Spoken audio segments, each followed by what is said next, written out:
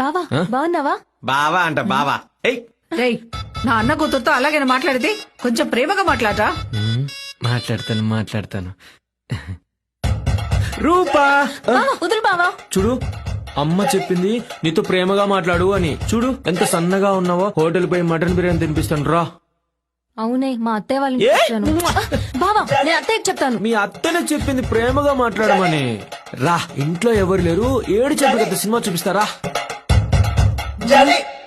అయ్యో చెత్త నా కొడుక, తనతో ప్రేమతో మాట్లాడమని చెప్పారా? కడుపు చేయమలేదు. అత్తయ్య ఆయన్ని కొట్టకండి.